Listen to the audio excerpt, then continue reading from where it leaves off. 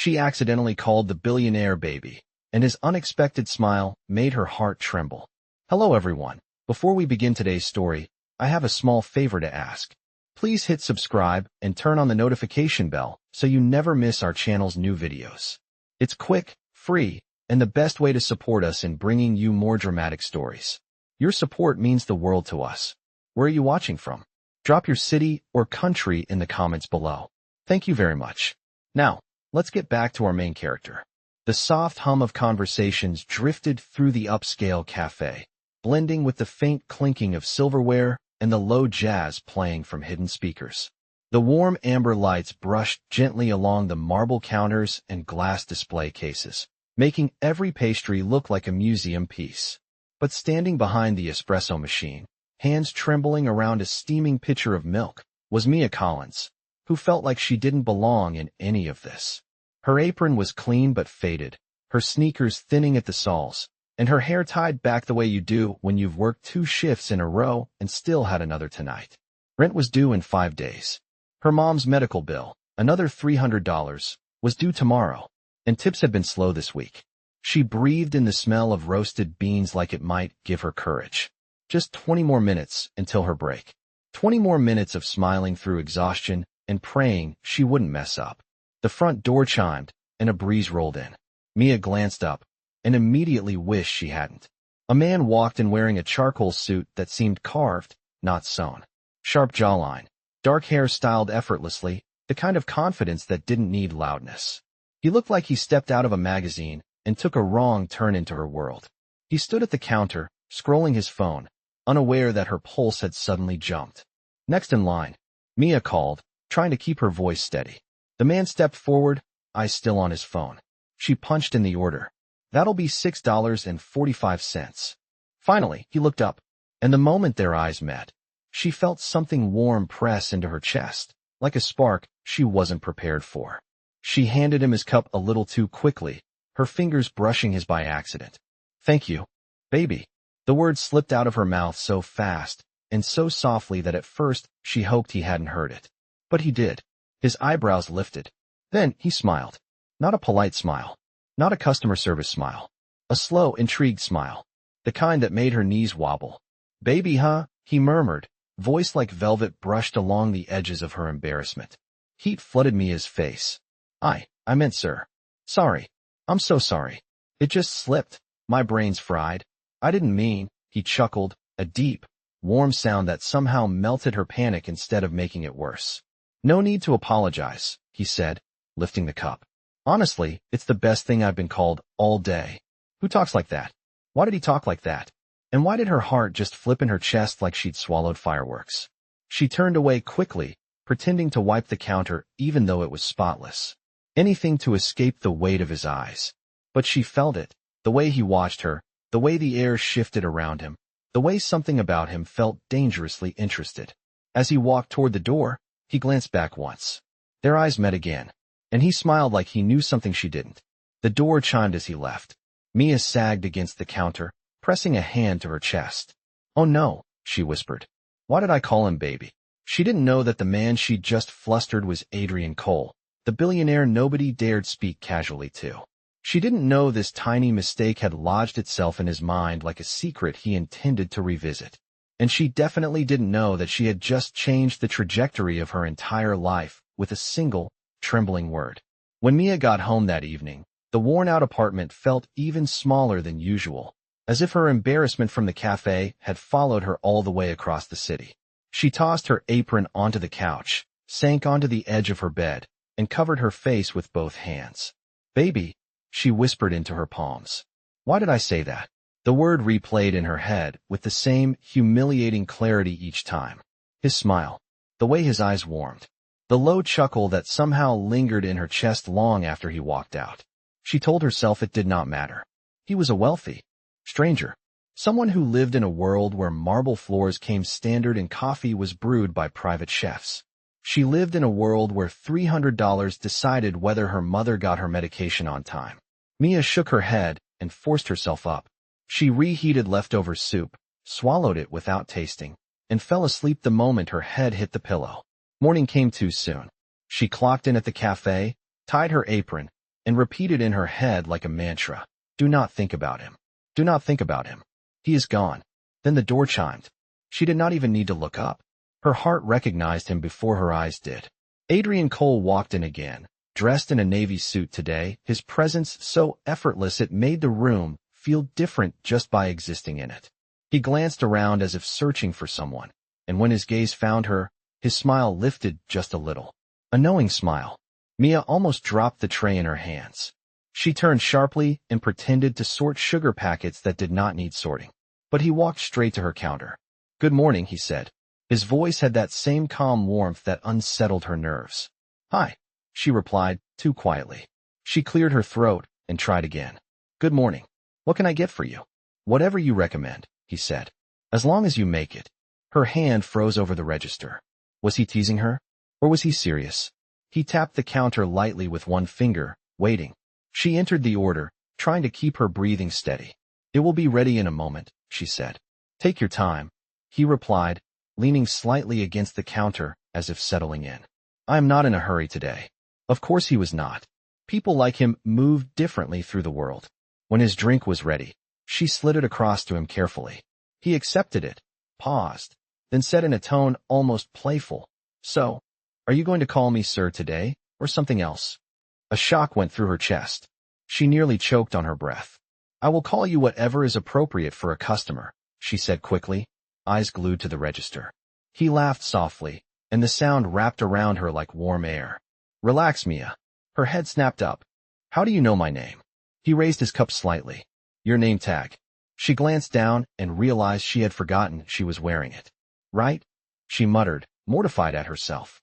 Well, thank you for coming in. I have a feeling I will be coming in often, he said, and there was a quiet sincerity in his voice that made her pulse skip. She looked away, clutching the edge of the counter. He started to leave, then stopped halfway to the door, hesitated, and turned back. One more thing, he said. Mia braced herself. Yesterday, Adrian continued.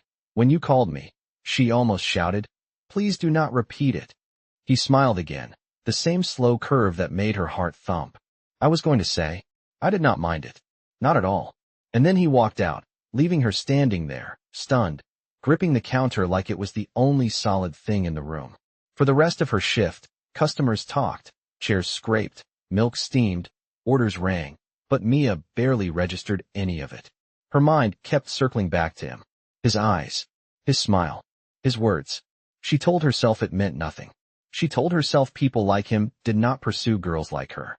But deep down, in a place she refused to look at directly, a tiny spark had already caught fire, and it scared her how warm it felt. The next morning arrived with a sky the color of wet concrete, and Mia felt that same heaviness in her chest as she hurried down the sidewalk toward the cafe. She told herself not to expect anything, not to look for him, not to let her imagination create stories that real life would never deliver. But the truth was undeniable. A part of her wanted to see him walk through that glass door again, wanted to hear that steady, calm voice say her name, wanted to feel her pulse betray her all over again. She tried to shake it off as she tied her apron and stepped behind the counter, but every time the door chimed she felt her breath hitch just a little. By the time the morning rush hit, she managed to lose herself in the rhythm of steaming milk and calling orders. It felt safe, predictable, normal, which was why she almost missed the moment the cafe suddenly fell quieter on one side. She sensed it before she saw it. A shift in the room's energy. A stillness. She turned her head, and there he was. Adrian stood near the doorway, phone in hand, hair slightly tousled from the wind, as if the morning had touched him more gently than it touched anyone else. He scanned the cafe until his eyes landed on her, and that same slow, unreadable smile appeared. Mia's heart gave up pretending to stay calm. She looked away too fast, nearly knocking over a stack of lids. He approached the counter with unhurried steps, and there was something different today, something more focused in his gaze, as if he had come for a reason. Good morning, Mia, he said, his tone softer than before, almost warm. Good morning, she replied, hoping her voice did not betray her nerves. Your usual? Not today, he said. Actually, I was wondering something. She blinked. Wondering what? Your break, he said simply. When is it? Her hands went cold. My break. Yes, he said, leaning slightly forward. I would like to buy you a coffee. You know, one where you are not standing behind the counter. For a second, she forgot how to breathe. Her thoughts scattered like startled birds. She searched for any logical explanation. Maybe he was being polite.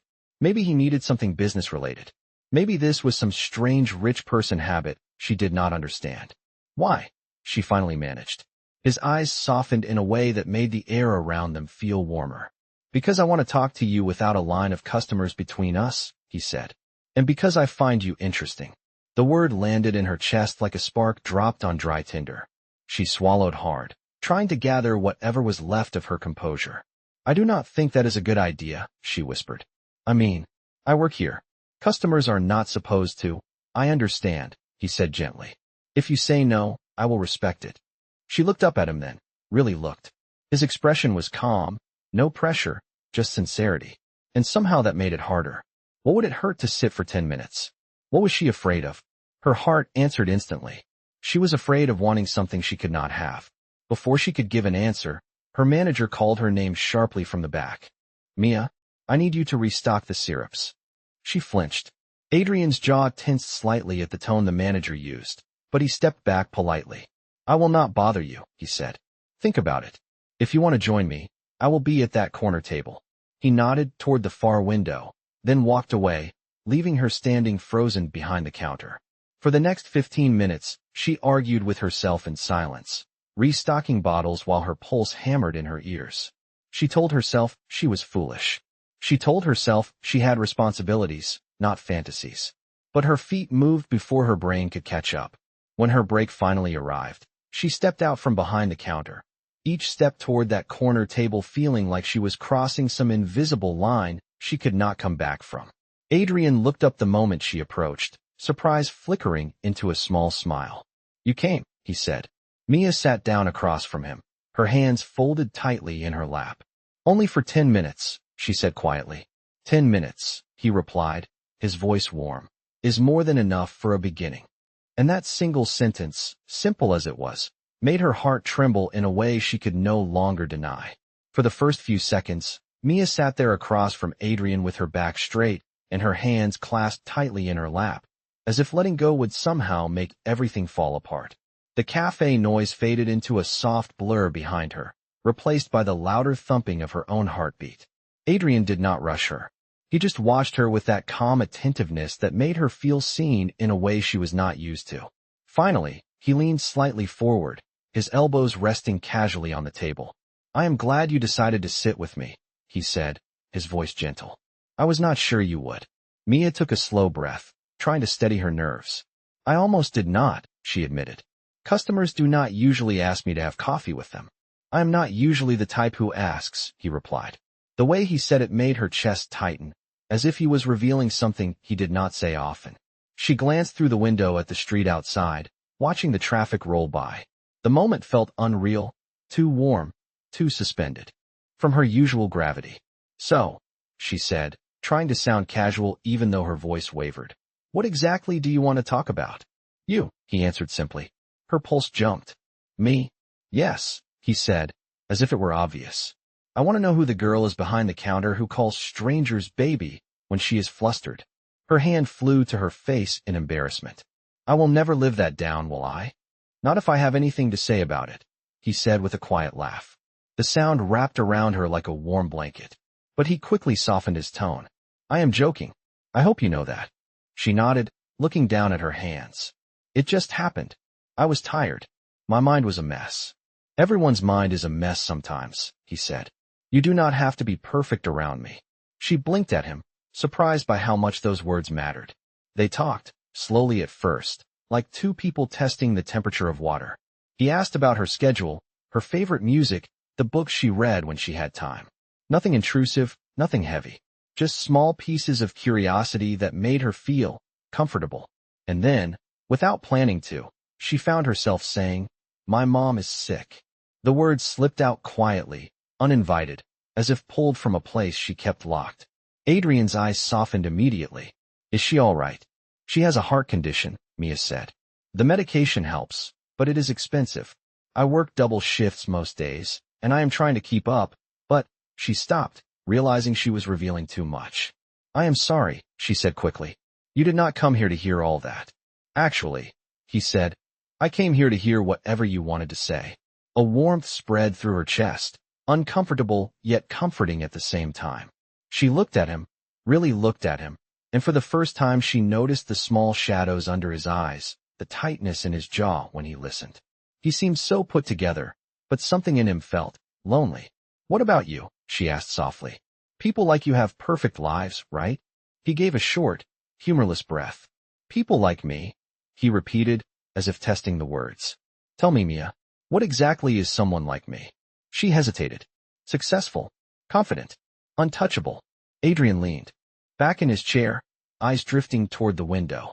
Success is not the same as peace, he said quietly. And confidence is not the same as happiness. The vulnerability in his voice surprised her. She had not expected cracks in his armor. Not from someone who looked like he walked out of a better world. They fell into a gentle silence, not awkward but thoughtful. Then her timer beeped on her phone, signaling the end of her break. She stood up quickly. I should get back, she said. Thank you for the coffee. Mia, he said before she could turn away. She looked back at him. His expression held something steady, something intent. This does not have to be the last time we talk. Her breath caught. I do not know. You do not have to decide anything right now, he replied. Just do not shut the door before you even look inside. She nodded once, unable to speak. Then she walked back behind the counter, feeling every step like a tremor. As she reached for her apron, she felt his gaze follow her, gentle and patient. It scared her. How easy it felt. How dangerous it could become. But what scared her most was the truth she was finally admitting to herself. She wanted to see him again. Maybe more than she should. For the rest of the day, Mia moved through her shift as if suspended inside a warm, confusing fog. Every time she reached for a cup or wiped down a counter, her mind replayed pieces of her break with Adrian. The way he listened, the softness in his eyes when she mentioned her mother, the strange loneliness in his voice when he hinted that success did not mean peace. She tried to shake it off, reminding herself she barely knew him and that he lived in a world she would never touch. But every time she glanced toward the corner table where they had talked, her chest tightened with an unfamiliar ache. When her shift finally ended, twilight was settling over the city, casting long shadows across the sidewalk. She wrapped her jacket tightly around herself, the wind slipping under the collar like cold fingers. She began the long walk home, trying to focus on her errands and her mother's medication schedule. But as she turned the corner, she saw a sleek black car parked. A few feet ahead, the back door opened, and Adrian stepped out. Her heart stumbled. What are you doing here? She blurted, frozen halfway between fear and something dangerously close to excitement. I was driving by, he said, his tone careful and gentle, and I saw you walking alone. I wanted to make sure you got home safely. She shook her head quickly. You did not have to do that. I walk home all the time. I know, he said, his voice steady. But tonight I wanted to make sure. Something warm flickered inside her chest, clashing with her instinct to stay guarded. I cannot let you drive me, she said. People will talk. My coworkers will talk. And it is strange. I understand, he said again, not pushing, not stepping closer. But I will walk with you if you let me. The request was simple, but the meaning behind it was not. Her throat tightened. You are going to walk in the cold in that suit? I have survived boardrooms colder than this, he said with a small smile. She could not help the laugh that escaped her. It felt like a tiny thread pulling them closer. Fine, she said softly. You can walk with me, but only for a few blocks. A few blocks, he repeated, falling into step beside her as they started down the dim sidewalk. Silence hovered between them for a moment, but not an uncomfortable one. Their steps echoed lightly in sync. The wind whipped at her hair, and she tucked a strand behind her ear. Adrian noticed, and without thinking, he shrugged out of his coat. Mia panicked. No, no, no, absolutely not. You cannot give me that. You will freeze. I will be fine, he said, draping the coat lightly over her shoulders before she could protest. It was warm, far too warm, and it smelled faintly of cedar and something crisp, like expensive cologne. Adrian, she said softly, clutching the front of the coat, you really cannot do things like this. Why not? He asked. Because it makes me feel, she stopped herself. Vulnerable. Seen. Wanted. She could not say any of that. It makes me feel like this is not just a casual walk, she finished weakly. He turned his head slightly, studying her with that unreadable softness again. It is not casual for me, he admitted quietly. She stopped, walking, stunned by the honesty in his voice. You barely know me. I know enough, he said. Enough to see who you are. Enough to want to know more. Her breath trembled in her chest. She did not know what to say or how to make sense of the warmth spreading through her. She remembered her mother, her bills, her messy life. Adrian, she whispered, I cannot be someone in your world. He stepped closer, but not invasively, just enough that the warmth of his presence reached her. I am not asking you to be, he said. I just want to walk beside you, one step at a time. Her eyes stung unexpectedly, and she quickly blinked it away. You talk like everything is simple. No, he said, shaking his head. I talk like I am willing to try. They continued walking, the city humming softly around them. When they reached her apartment building, she stopped at the stairs, hugging the coat around herself. Thank you, she said, for walking with me. Thank you, he replied, for letting me. She hesitated, then slowly held out his coat. You should take this back. Instead of accepting it, he smiled gently. Keep it tonight. It is cold. Her heart tripped.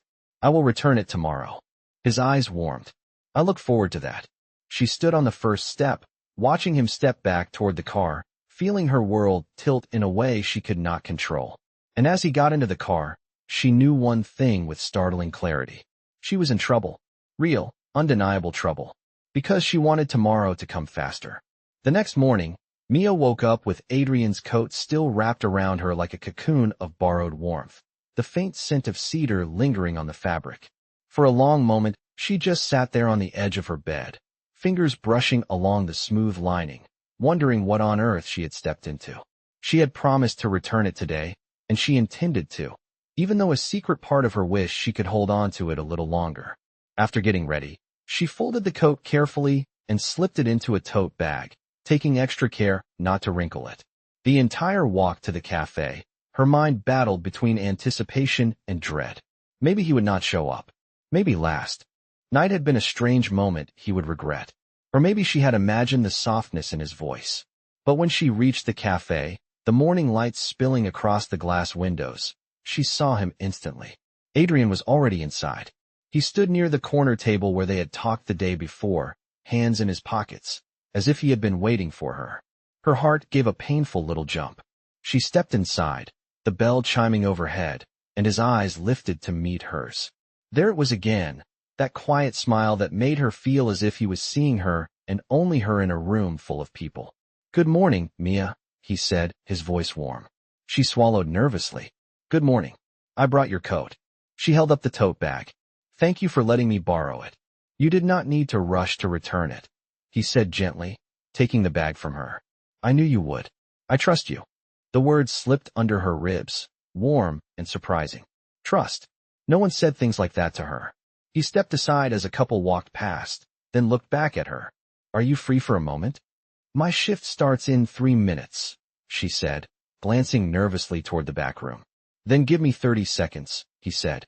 His tone was light, but his eyes held something deeper. She nodded, and they moved toward a quieter corner near the window. Adrian reached into the pocket of the coat and pulled out a small object she had not noticed when she borrowed it. A silver money clip, polished and engraved with initials she did not understand. This, he said quietly, is the reason I walked you home last night. Mia blinked. What do you mean? He turned the clip over in his hand, his expression tightening slightly. My father gave this to me when I was 21, he said. It was the last thing he gave me before he passed away. I never go anywhere without it. Her eyebrows knit together. But why would that make you follow me? Because, he said, meeting her eyes, I had it when I walked into the cafe yesterday morning. And last night, when I got into the car to leave, it was gone. Gone, she repeated. Lost. No, he said softly. It fell out somewhere. And I had a feeling I lost it when I was with you. So I came back to look. Mia stared at him. Did you find it? Slowly he nodded. I found it on the sidewalk, right where you and I stopped before I put the coat on your shoulders. She felt a strange pressure in her chest. So you really just came back for that? At first, he admitted. But when I saw you walking alone in the cold, I realized I cared more about your safety than the money clip. Her breath caught. The honesty in his voice shook her. Adrian. He placed the money clip inside the coat pocket again. I do not let anyone hold on to this, he said. But last night I realized something. Somehow, I wanted you to. She felt dazed, speechless. A customer approached the counter, and she glanced back reflexively. I really have to start my shift, she whispered. I know, he said, stepping back. But Mia, before you go, she paused. He lowered his voice, his eyes searching hers with a soft intensity that made the room feel smaller. I want you to know that yesterday was not an accident for me. Talking to you felt different. Her heart squeezed, so tightly it almost hurt. She did not know what to say, so she said nothing at all. She slipped behind the counter, her hands trembling as she tied her apron. Adrian watched her for a moment longer, then quietly took a seat at the corner table. And for the next hour, he did not leave. He ordered nothing. He scrolled through nothing. He just sat there, occasionally glancing toward her as she worked, as if simply being in the same room was enough. And every time their eyes met, Mia felt the same terrifying, irresistible realization pulling at her. She was falling, and she did not know how to stop. For the rest of the morning, Mia tried to pretend she did not notice Adrian sitting quietly at the corner table, but her nerves refused to settle. Every time she glanced in his direction, he was there, calm and steady, a quiet presence that made her chest tighten with something she had no idea how to manage. By the time her lunch break arrived, she felt like she had been holding her breath for hours. She stepped outside into the cool midday air, needing a moment alone. She barely made it 3 steps before a familiar voice called her name. Mia. She turned, startled, as Adrian stepped out of the cafe behind her. His expression was gentle, but there was a seriousness in his eyes she had not seen before. Walk with me for a minute, he said. She hesitated, then nodded, letting him fall into step beside her. They walked down the sidewalk in silence until they reached a quieter part of the street where the wind rustled through the branches above them. Adrian stopped, turning to face her fully. I need to tell you something, he said. And I want you to hear it from me, not from anyone else. Her stomach tightened instantly. What is it? He inhaled slowly, as if choosing his words carefully. Yesterday, when we talked about what kind of life people think I have, you mentioned success and confidence and being untouchable. She nodded. Because that is how you seem. It is how I have to seem, he replied, his voice low. But it is not who I am. And there is something else you need to know. Mia felt the air shift around them, heavy and expectant. Adrian, you are scaring me. I do not want to, he said quickly. But I will not lie to you. He paused, then delivered the truth in a quiet, steady tone that felt like the ground moving beneath her. I am the owner of Cole International. She stared at him, unblinking. The what? Cole International, he repeated gently. The corporation, the tech division, the hotels, the investment arm, all of it. Her mouth parted, but no sound came out. She shook her head slowly, stepping back without realizing it. No, that is not possible. You are just a customer. You are just a man who, I should have told you earlier, he said. But I wanted you to know me before you knew the name. The name, she whispered, feeling her throat tighten, changes everything. He stepped forward, but she lifted a hand instinctively, stopping him. Mia, he said softly, I am the same man who walked you home last night. The same man who sat with you at that table. The same man who wanted to know you, not because of your circumstances, but because of who you are. Her vision blurred. For a second, overwhelmed by the rising panic in her chest. Adrian, I cannot do this, she said, backing up another step. You are rich, powerful, important. I am just a girl trying to survive. We are not the same. We cannot be the same. His eyes filled with something like desperation. I do not care about any of that. But I do, she whispered. I have to. She looked away, blinking hard as the weight of the truth settled over her. Everything suddenly felt too big, too dangerous, too unreal. I need time, she said, her voice barely more than a breath. I need to think. Adrian's jaw tightened, but he nodded slowly. Take all the time you need, he said. But please, Mia, do not walk away without letting me try. She did not trust herself to answer. She turned back toward the cafe, heart pounding, the world feeling both familiar and terrifyingly changed. And for the first time since meeting him, she wished she had never called him baby that day at the counter, because now she knew exactly how much she stood to lose. For the next 2 days, Mia moved through her life as if she were walking underwater. Everything felt slow, muted, and slightly unreal. She worked her shifts, checked on her mother, cooked dinner, cleaned, slept, and repeated the cycle. But her mind kept circling back to the same truth that had dropped like a stone into her chest. Adrian was not just wealthy. He was a billionaire, the head of a corporation whose name she had seen on billboards, hotel signs, and tech towers across the city. And he had looked her in the eye and asked her not to walk away. She tried to convince herself it did not matter, that she barely knew him, that she could simply forget their conversations and go back to the life she understood. But every time she reached for a coffee cup at work, she remembered his hand brushing hers. Every time she walked past the corner table, she remembered him sitting there, waiting, patient in a way no billionaire should be. On the third morning, her manager called her into the office. She braced herself for bad news, but instead he handed her a sealed envelope. "A courier dropped this off for you," he said. "Said it was important." Mia frowned, opening it.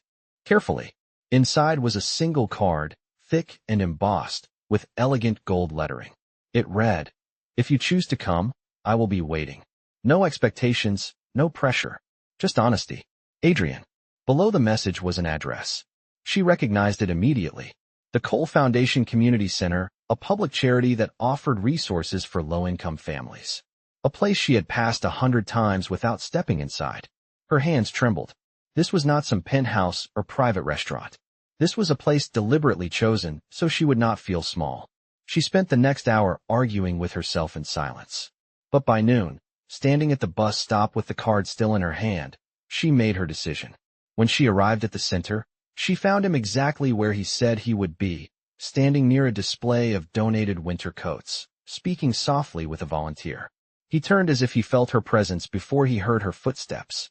Their eyes met, and he froze for a breath before walking toward her with a gentleness that weakened her knees. "You came," he said quietly. She swallowed.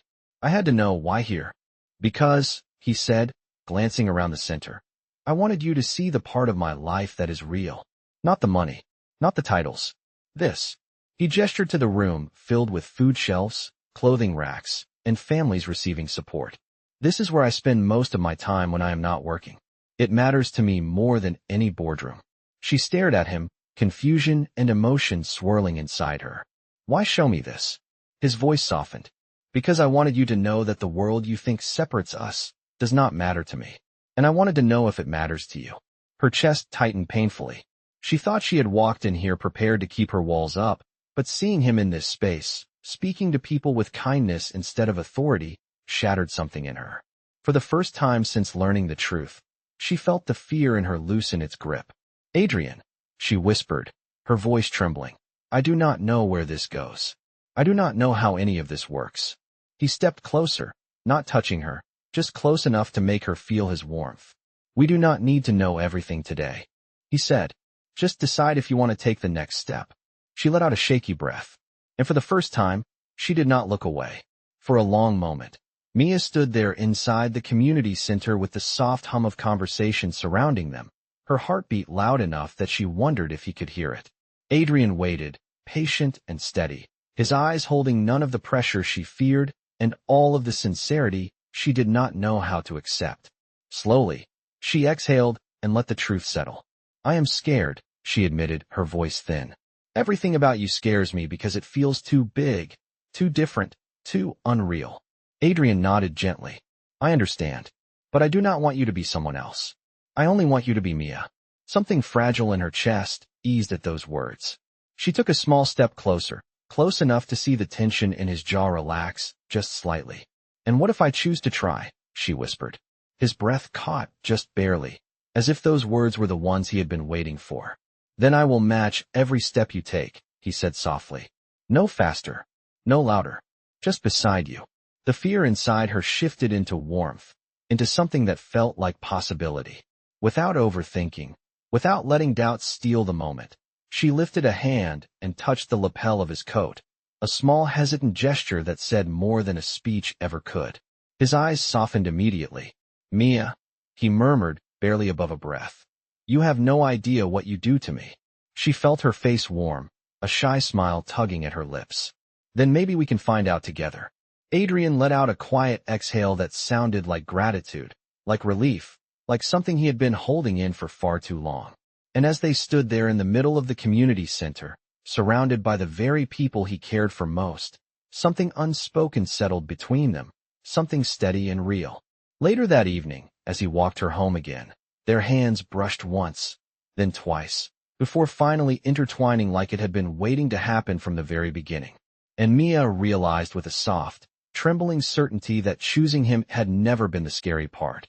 It was choosing to believe she deserved something good. And, for the first time, she did.